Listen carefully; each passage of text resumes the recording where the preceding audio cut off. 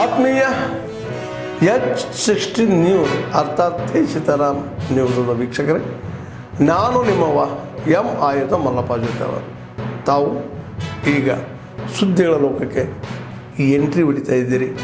ಈ ಸುದ್ದಿಗಳನ್ನು ಪ್ರತಿಯೊಂದು ನೋಡೋ ಜೊತೆಗೆ ನಿಮ್ಮ ಅಭಿಪ್ರಾಯಗಳನ್ನು ಹಚ್ತಾ ಇರಿ. ಯಾಕಂದರೆ ಈ ಸುದ್ದಿಗಳು ನಿಮಗಾಗಿ, ನಿಮ್ಮ ಬದುಕಿಗಾಗಿ, ನಿಮ್ಮ ವೈಚಾರಿಕೆಗಾಗಿ, ನಿಮ್ಮ ತಿಳುವಳಿಕೆಗಾಗಿಯೂ ನಿಮಗೂ ಗೊತ್ತು. ಜೊತೆಗೆ ನಮಗೂ ನಿಮ್ಮೊಂದಿಗೆ ಇದೊಂದು ಮಾತಾಡುವಂಥ ಜೊತೆಗೆ ಸುದ್ದಿಗಳನ್ನು ಬಿಡುವಂಥ ಕೆಲಸ. ಈ ಕೆಲಸದಲ್ಲಿ ನಾವು ನಿಮ್ಮೊಂದಿಗಿದ್ದೀವಿ ಅಂತ ಹೇಳ್ತಾ ನೋಡ್ತಾ ಇರಿ ಸುದ್ದಿಗಳನ್ನು.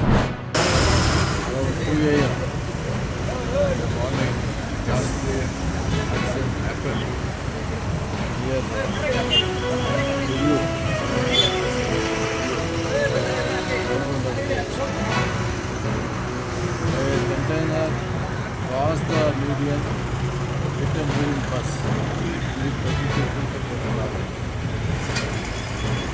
As of now, no road service the bus.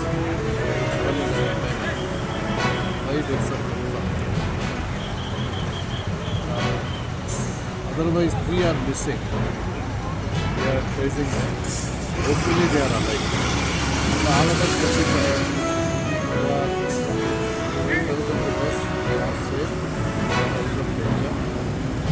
only one person is admitted to Bangalore hospital for treatment.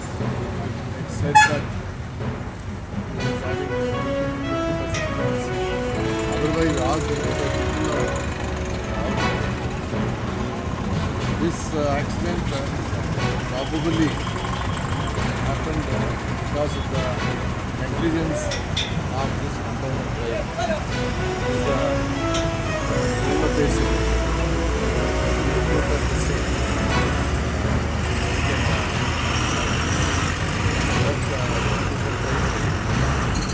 Otherwise, investigation revealed what is the cause of the accident.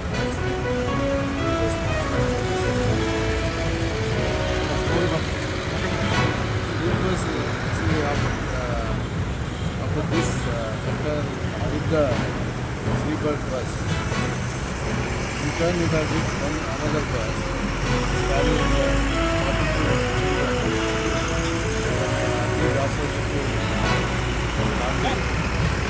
Fortunately, that bus broke the lines into this road.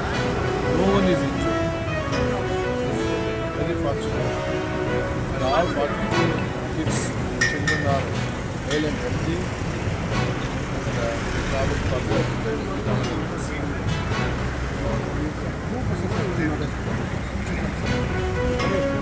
one bus is in.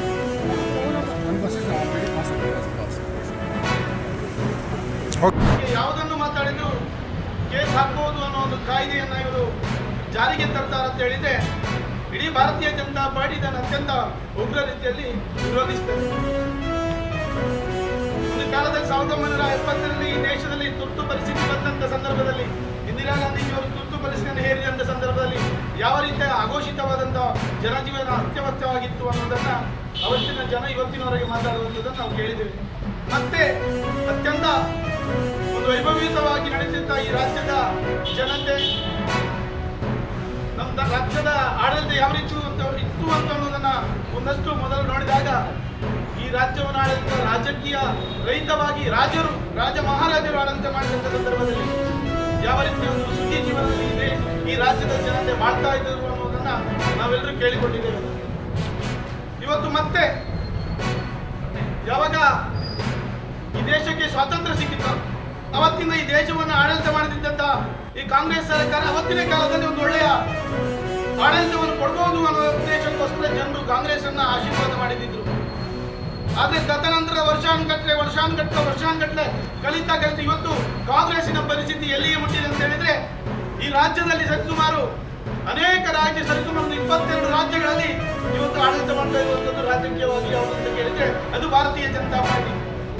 ಇಡೀ ದೇಶದ ಜನತೆಗೆ ಗೊತ್ತಾಗಿದೆ ಈ ದೇಶವನ್ನು ಮುನ್ನಡೆಸಬೇಕಿದ್ರೆ ಇಲ್ಲಿ ಭಾರತೀಯ Janata party ರಾಜ್ಯದಲ್ಲಿ ಆಡಳಿತ ಇದ್ದಾಗ ಅದೊಂದು ಒಳ್ಳೆಯ ರಾಜಕೀಯ ಆಡಳಿತವನ್ನು ನೋಡಬಹುದು ಅನ್ನೋದನ್ನ ಜನ ಮಾತಾಡಿಕೊಳ್ಳುವಂಥದ್ದು ನಾವು ಹೇಳ್ತಾ ಇದ್ದೇವೆ. ಹಾಗಾಗಿ ಇವತ್ತು ಕರ್ನಾಟಕ ರಾಜ್ಯದಲ್ಲಿ ಕೂಡ ನಾನು ಹೇಳುವಂಥದ್ದು, ಈ ರಾಜ್ಯದ ದೇಶದ ಅನೇಕ ರಾಜ್ಯಗಳಲ್ಲಿ ಭಾರತೀಯ ಜನತಾ ಪಾರ್ಟಿ ಆಡಳಿತ ಮಾಡ್ತಾ ಇರುವಂತಹ ರಾಜ್ಯಗಳ ಒಂದು ವ್ಯವಸ್ಥೆ ಯಾವ ರೀತಿ ಉಂಟು, ಈ ರಾಜ್ಯವನ್ನು ಆಡಳಿತ ಮಾಡ್ತಾ ಇರುವಂತಹ ಕಾಂಗ್ರೆಸ್ನ ಆಡಳಿತ ಯಾವ ರೀತಿ ಉಂಟು ಅಂತ ತುಲನೆ ಮಾಡಿದಾಗ ಇಡೀ ನಮ್ಮ ರಾಜ್ಯದ ಜನತೆ ಇವತ್ತು ಶಾಪ ಇಡುವಂಥದ್ದನ್ನು ನಾವು ಕಾಣ್ತೇವೆ. ಮುಂದಿನ ದಿವಸಗಳು 1-2-3 ಭಾಗಗಳಲ್ಲಿ ಇವತ್ತು ಈ ದೇಶದಲ್ಲಿ ಕಾಂಗ್ರೆಸ್ ಸರ್ಕಾರ ಆಡಳಿತ ಮಾಡುವುದನ್ನು ನಾವು ನೋಡ್ತೇವೆ. ನನ್ನ ಒಂದು ಇವತ್ತು ಕಾಣುವಂಥದ್ದು, ಇವತ್ತು ಜನ ಮಾತಾಡುವಂಥದ್ದನ್ನು ನೋಡುವಾಗ ಮುಂದಿನ ದಿವಸದಲ್ಲಿ ಈ ದೇಶದಲ್ಲಿ ಯಾವುದೇ ಒಂದು ರಾಜ್ಯದಲ್ಲಿ ಕೂಡ ಕಾಂಗ್ರೆಸ್ ಆಡಳಿತ ಮಾಡುವುದಿಲ್ಲ ಅನ್ನೋದನ್ನ ನಾವು ಅತ್ಯಂತ ಸ್ಪಷ್ಟವಾದ ಮಾತುಗಳಿಂದ ನಂಬಬಹುದು. ಹಾಗಾಗಿ ಇವತ್ತು ಈ ದೇಶದ ಜನರ ಭಾವನೆಗೆ ವಿರುದ್ಧವಾಗಿ ಈ ರಾಜ್ಯದಲ್ಲಿ, ನಮ್ಮ ರಾಜ್ಯದ ಇವತ್ತಿನ ಸರ್ಕಾರ ಕಳೆದ ಅನೇಕ ತಿಂಗಳಿಂದ ಅನೇಕ ಹೋರಾಟಗಳನ್ನು ನಾವು ಮಾಡಿದ್ದೇವೆ. ಜನ ವಿರೋಧಿ ಸರ್ಕಾರ, ಹಿಂದೂ ವಿರೋಧಿ ಸರ್ಕಾರ, ಬಡ ಕಾರ್ಮಿಕರ ವಿರೋಧಿ ಸರ್ಕಾರ ಯಾವ ಮಟ್ಟಕ್ಕೆ ಇವತ್ತು ಮುಟ್ಟಿದೆ ಅಂತ ಹೇಳಿದ್ರೆ, ಇಲ್ಲಿ ಜನಜೀವನವನ್ನು ಮಾಡಲಿಕ್ಕೇನೆ ಸಾಧ್ಯ ಇಲ್ಲದ ಮಟ್ಟಕ್ಕೆ ಇವರ ರಾಜಕೀಯ ಆಡಳಿತವನ್ನು ನಾವು ಕಾಣ್ತಾ ಇದ್ದೇವೆ. ಮೊನ್ನೆಯ ಬೆಳಗಾವಿನ ಅಧಿವೇಶನದಲ್ಲಿ ಈ ರಾಜ್ಯದಲ್ಲಿ ಯಾರು ಕೂಡ ಇನ್ನು ಯಾವುದಾದ್ರೂ ಒಂದು ಲವ್ ಜಿಹಾದ್, ಯಾವುದಾದ್ರೂ ಒಂದು ನಮ್ಮ ವಿರುದ್ಧವಾಗಿ ನಡೆಯುವಂತ ಪ್ರಕ್ರಿಯೆಗಳು ನಡೆದ್ರೆ ಅಲ್ಲಿ ಏನನ್ನು ಮಾತಾಡಬಾರದು ಅನ್ನೋ ರೀತಿಯಲ್ಲಿ ಇವರ ಒಂದು ದ್ವೇಷ ಭಾಷಣದ ವಿರುದ್ಧ ಮಾಡುವಂತ ಒಂದು ಕಾಯ್ದೆಯನ್ನು ಮಾಡಲಿಕ್ಕೆ ಅವರು ಹೊರಟಿದ್ದಾರೆ. ಹಾಗಾಗಿ ಇವತ್ತು ಭಾರತೀಯ ಜನತಾ ಪಾರ್ಟಿ ಇಡೀ ರಾಜ್ಯದಲ್ಲಿ, ನಮ್ಮ ಜಿಲ್ಲೆಯಲ್ಲಿ, ಹಾಗೇನೆ ನಮ್ಮ ಪುತ್ತೂರು ವಿಧಾನಸಭಾ ಕ್ಷೇತ್ರದಲ್ಲಿ ನಾವೆಲ್ಲರೂ ಒಟ್ಟಾಗಿ ಸೇರಿಕೊಂಡು ಇಲ್ಲಿಯ ಜನತೆಗೆ ಸ್ಪಷ್ಟವಾದ ಸತ್ಯ ಸಂಗತಿಯ ಅರಿವು ಮಾಡಬೇಕು. ಆ ಮುಖಾಂತರ ಯಾವುದೇ ಕಾರಣಕ್ಕೂ ಈ ದ್ವೇಷ ಮಸೂದೆಯನ್ನ ಮನ್ನಣೆ ಮಾಡಲಿಕ್ಕೆ ನಮ್ಮ ಜನ ಒಪ್ಪುವುದಿಲ್ಲ ಅನ್ನೋದನ್ನ ನಮ್ಮ ಮುಖಾಂತರ ಇವತ್ತು ನಾವು AC ಅವರಿಗೆ ಒಂದು ಅರ್ಜಿಯನ್ನ ಕೊಡುವುದರ ಮುಖಾಂತರ, ನಮ್ಮ ಮನವಿಯನ್ನು ಕೊಡುವುದರ ಮುಖಾಂತರ ನಮ್ಮ ಒಕ್ಕಲಿನ ಒಂದು ವಿಚಾರವನ್ನ ತಿಳಿಸುವುದರೊಟ್ಟಿಗೆ ಈ ಒಂದು ಪ್ರತಿಭಟನೆಯನ್ನ ಮಾಡಲಿಕ್ಕೆ ನಾವಿವತ್ತು ಸೇರಿದ್ದೇವೆ. ಬಂದಿರುವಂತಹ ಎಲ್ಲ ನಮ್ಮ ಈ ರಾಷ್ಟ್ರಭಕ್ತ ಬಂಧುಗಳಿಗೆ ಅತ್ಯಂತ ಅಭಿನಂದನೆಯನ್ನು ಸಲ್ಲಿಸ್ತಾ ನಮ್ಮ ಮುಂದಿನ ಉಡುಪಿ ಅಭಿವೃದ್ಧಿ ವಿಚಾರಕ್ಕೆ ಸಂಬಂಧಪಟ್ಟ ಪ್ರಶ್ನೆ ಕೇಳಿದಂತೆ ನೀವು ಅಧಿಕತೆ ಹೇಳ್ಬೇಡಿ ಅಂತ ಹೇಳಿ ಬರೋದಕ್ಕೆ ಅಸಮಾಧಾನ ವ್ಯಕ್ತಪಡಿಸಿದರು. ಮತ್ತು ಸ್ಪೀಕರ್ ಅವರು ಉಡುಪಿ ಜನ ಕ್ಷಮೆ ಕೇಳಬೇಕು ಅಂತೇಳಿ ಅವರು ಒತ್ತಾಯಿಸಿದರು. ಸೊ ಏನು ಹೇಳ್ತಾರೆ?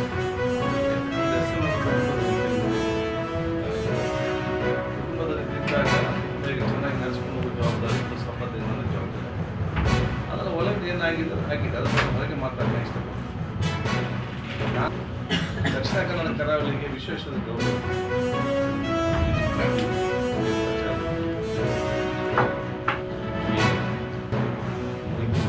ಜಯರಾಮ್ ಎಲ್ಲ ಶಾಸಕರು, ಇಡೀ ರಾಜ್ಯದ ಪ್ರತಿ ಬೇರೆ ಶಾಸಕರೆಲ್ಲರೂ ಕೂಡ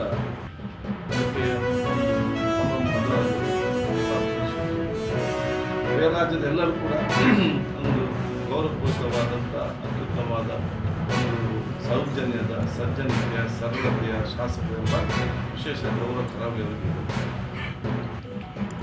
ಎಲ್ಲ ಶಾಸಕರ ಗೌರವ ಉಳಿಸಬೇಕಂತ ಎಲ್ಲರಿಗೆ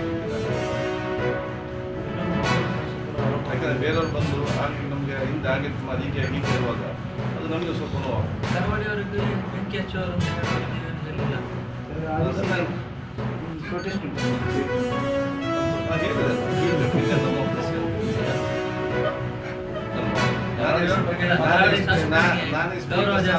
ನಾನು ಸ್ಪೀಕರ್ ಸ್ಥಾನ ಹೋಗಿ ಕೂತ್ಕೊಳ್ಬೇಕಾದ್ರೆ ನನ್ನ ಪರವಾಗಿ ಎಷ್ಟು ಜನಕ್ಕೆ ಆಶೀರ್ವಾದ ಮಾಡಿ ಶ್ರಮ ಪಡ್ತಿದ್ದಾರೆ ಅಷ್ಟೇ ಆ ಪ್ರೊಟೆಸ್ಟ್ ಕೂಡ ನಾರ್ಮಲ್ ಆಗೆಲ್ಲ 9 ಗಂಟೆಗೆ ಸ್ಟಾರ್ಟ್ ಆಗೋದು ಬೇರೆವೆಲ್ಲ. ನಾವು ಫ್ಯಾನ್ ಶೋ ಅಂತ ಅದು ಎಕ್ಸ್ಟ್ರಾ ಮಾಡಿಸ್ತಾ ಇದ್ವಿ. ಹೌದು ಹೌದೌದು 2-2.25 ಗಂಟೆ ಚಿತ್ರ ಇರೋದು. ಅದು ಮುಗಿಸ್ಕೊಂಡ ತಕ್ಷಣ ನಾವು ಅಲ್ಲಿ ಸಿಹಿ ಹಂಚುವಂಥ ಕಾರ್ಯಕ್ರಮ ಮಾಡ್ತಾಯಿದ್ವಿ. ಈಗ ಬೆಳಗ್ಗೆ ಎಲ್ಲರೂ ಬೇಗನೆ ಬರೋದ್ರಿಂದ ಮತ್ತೆ ತಿಂಡಿ ವ್ಯವಸ್ಥೆನೇ ಮಾಡಿಬಿಡೋಣ ಅಂತ ಜೊತೆ ಸ್ವೀಟ್ ಮಾಡಿಸಿ ಮತ್ತೆ ತಿಂಡಿ ವ್ಯವಸ್ಥೆ ಮಾಡಿದ್ವಿ. ಅಲ್ಲಿ 1,500 ಜನಕ್ಕೆ ನಾವು ವ್ಯವಸ್ಥೆ ಮಾಡಿದ್ವಿ. ಯಾಕಂದರೆ ಒಂದು 1360ರಿಂದ 1400 ಸೀಟ್ ಕೆಪಾಸಿಟಿ. ಅಂದರೆ ನಾವು DJ ಹಾಕ್ಸ್ಬೇಕಂತ ಇದ್ವಿ, ಬಟ್ ಅಲ್ಲೆಲ್ಲ ಹೇಳಿದ್ರು DJ ಪರ್ಮಿಷನ್ ಇಲ್ಲ, ನೀವು ಬೇಕಾದರೆ ಸ್ಟ್ಯಾಂಡ್ ಏನಾದರೂ ಹಾಕ್ಕೊಂಡು ಸ್ಪೀಕರ್ ಚಿಕ್ಕದಾಗಿ ಹಾಕ್ಕೊಂಡು ಮಾಡಿ ಅಂತ ಹೇಳಿದ್ದಾರೆ. ಅದೇ ರೀತಿ ನಾವು ಕೂಡ ಎಲ್ಲ ಸೆಲೆಬ್ರೇಷನ್ ಮಾಡ್ತಾ ಇದ್ವಿ. ಅದು ಹಾಡು ಹಾಕಿ ಡ್ಯಾನ್ಸ್ ಮಾಡ್ತಾರೆ, ಎಲ್ಲ ಹುಡುಗರೆಲ್ಲ ಡ್ಯಾನ್ಸ್ ಮಾಡ್ತಾರೆ.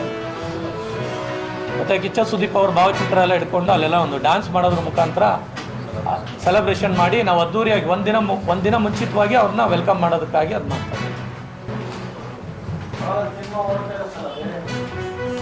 ಇಲ್ಲ ಅದು ಆ ಟೈಮಲ್ಲಿ ಯಾವುದು ಇರಲ್ಲ. ಆ ಟೈಮಲ್ಲಿ ಆಲ್ರೆಡಿ ಒಳಗಡೆ ನಡೀತಾ ಇರುತ್ತೆ. ನಾವು ಒಳಗಡೆ ಏನು ಮಾಡ್ತಾ ಇಲ್ಲ, ಹೊರಗಡೆ ಮಾಡ್ತಾರೆ. ಆದ್ಮೇಲೆ ಎಲ್ಲ ಸುದ್ದಿಗಳನ್ನು ನೋಡಿದ್ರಲ್ಲ, ಏನು ಅನಿಸ್ತು ನಿಮಗೆ? ಇದರಲ್ಲೇ ನಿಮ್ಗೆ ಲೈಕ್ ಆಗಿರ್ಬೋದು, ಡಿಸ್ಲೈಕು ಆಗಿರ್ಬೋದು, ಕಾಮೆಂಟ್ ಬೇಡಪ್ಪ ಅಂತ ಅನಿಸಿರ್ಬೋದು, ಕಾಮೆಂಟ್ ಮಾಡಬೇಕಪ್ಪ ಅನಿಸ್ಬೋದು, ಶೇರ್ ಮಾಡಬಾರ್ದಪ್ಪ ಅನಿಸಿರ್ಬೋದು, ಅದು ಮಾಡಬೇಕು ಅನಿಸಿರ್ಬೋದು. ಏನಾದರೂ ಆಗಲಿ ಶೇರ್ ಮಾಡ್ತಾಯಿರಿ, ಈ ನ್ಯೂಸ್ಗಳನ್ನ ಹಂಚ್ತಾ ಇರಿ, ಜೊತೆಗೆ ಇದಕ್ಕೆ ಸಬ್ಸ್ಕ್ರೈಬ್ ಆಗ್ತಾಯಿರಿ ಅಂತ ಹೇಳ್ತಾ H16 ನ್ಯೂಸ್ ಅರ್ಥಾತ್ ಹೇ ಸೀತಾರಾಮ್, ಇದು ಸತ್ಯದ ಕೈಗೆ ನಡಿ. ವಂದನೆಗಳು.